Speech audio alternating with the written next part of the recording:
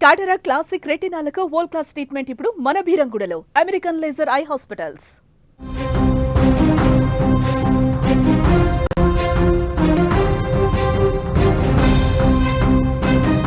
కడప జిల్లా ప్రొద్దుటూరులో తల్లిని సొంత కొడుకే అత్యంత దారుణంగా హత్య చేసినటువంటి ఘటనలో ఇప్పుడు తెలుగు రాష్ట్రాలలో సంచలనంగా మారింది ఈ ఘటన. అయితే మానసిక స్థితి బాగోలేకే కుమారుడు యశ్వంత్ తల్లిని అత్యంత దారుణంగా చంపేసినట్టుగా అక్కడ ప్రాథమికంగా తెలుస్తుంది. అయితే అంత్యక్రియల ప్రక్రియ కూడా ఈరోజు ముగిసింది. ఈ అంత్యక్రియలు జరిగేటువంటి సందర్భంలో కొంత హృదయ విదారకర ఘటన కూడా జరిగినట్టుగా తెలుస్తుంది. ఆల్రెడీ తల్లి కొడుకు చేతులనే మరణించింది. కొడుకు నిన్న పోలీసులు అరెస్ట్ చేయడంతో జైలుకు వెళ్ళడం జరిగింది. అంటే అరెస్ట్ చేయడంతో అదుపులోకి తీసుకున్నారు పోలీసులు. ఇక ఒంటరిగా మిగిలినటువంటి తండ్రి అంత్యక్రియలకు సంబంధించినటువంటి ప్రక్రియనంతా కూడా చూసుకున్నాడు. ఈ నేపథ్యంలోనే తండ్రి అక్కడ విలపిస్తూ కన్నీటి పర్యాంతమవుతూ అక్కడ తల్లికి తలకొరివి పెట్టడానికి తన కొడుకుని పంపించండి అంటూ కూడా రిక్వెస్ట్ చేసినట్టుగా తెలుస్తుంది.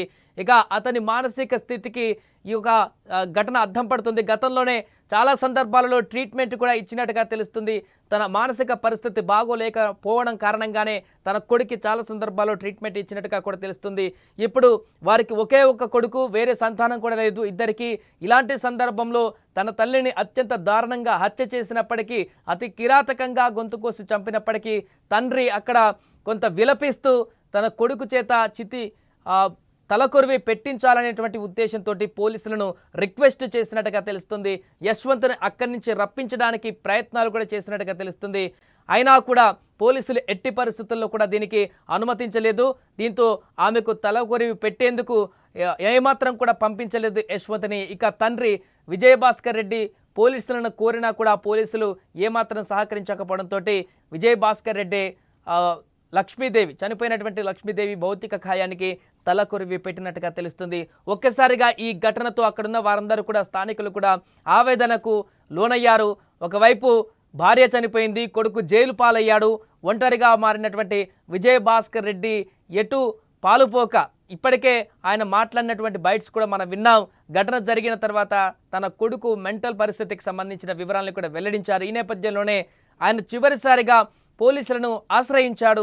ఎంత బాధ ఉన్నా, ఎంత ఆక్రోశం ఉన్నా, తల్లిని చంపాడనేటువంటి ఒక ఆందోళన ఉన్నా కూడా తలకొరివి తన చేతిలో పెట్టిస్తే బాగుంటుందనేటువంటి ఉద్దేశంతోనే తన కుమారుడిని పంపించాలంటూ కూడా పోలీసులకు రిక్వెస్ట్ చేసినట్టుగా తెలుస్తుంది. ఒక్కసారిగా ఈ వార్త వైరల్గా మారింది.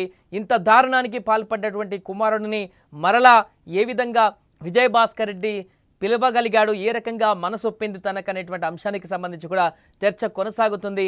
ఏదేమైనా కూడా ఒక కుటుంబం పూర్తిగా ఇప్పుడు అల్లకల్లోలంగా మారింది. కన్న కొడుకే తల్లిని అత్యంత దారుణంగా హత్య చేసినటువంటి ఘటనతోటి ఆ కుటుంబం మొత్తం కూడా చెల్లాచెదురైపోయింది. ముగ్గురే సభ్యులు మొదటి నుంచి కూడా ఒకే ఒక కుమారుడు, వారిద్దరికి అల్లారు ముద్దుగా పెంచుకున్నారు. అతనికి పబ్జీ గేమ్ ఆడేటువంటి అలవాటు ఉన్నట్టుగా కూడా తెలుస్తుంది. ఆ కారణం చేతనే కొన్ని సంవత్సరాల క్రితం దానికి వ్యసనంగా మారే కొంత మానసిక పరిస్థితి ఇబ్బందులోకి మారిందంటూ కూడా చెప్తున్నారు. అనేక సందర్భాల్లో ట్రీట్మెంట్ కూడా ఇప్పించామంటూ చెప్తున్నారు. ఆ యొక్క గేమ్ బారిన పడిన తర్వాతే పూర్తిగా తను మారిపోయాడంటూ కూడా చెప్తున్నట్టుగా తెలుస్తుంది. ఈ నేపథ్యంలోనే అత్యంత రాక్షసత్వానికి మారిపోయి తన తల్లిని హత్య చేసినటువంటి ఘటనను మనం చూసాం. దీన్ని లోతుగా దర్యాప్తు చేస్తున్నారు పోలీసులు. పూర్తిగా అతని మెంటల్ స్టేటస్ని కూడా తెలుసుకుంటున్నారు.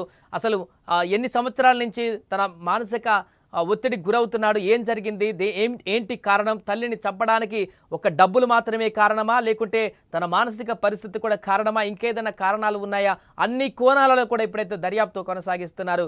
కానీ ఇప్పుడు అంత్యక్రియల వద్ద జరిగినటువంటి యొక్క ఘటన మాత్రం అక్కడికి వచ్చినటువంటి కుటుంబ సభ్యులతో పాటు స్థానికులందరినీ కూడా ఒక్కసారిగా ఆ యొక్క ఘటన తలుచుకుంటే బాధ కలిగించేటువంటి విధంగా ఏర్పడింది. విజయభాస్కర్ రెడ్డి తన కొడుకును పంపిస్తారేమోనని అర్థించినటువంటి విధానం కూడా అక్కడున్నటువంటి వారందరినీ కూడా తీవ్ర కన్నీటి పర్యాంతానికి గురి చేసింది.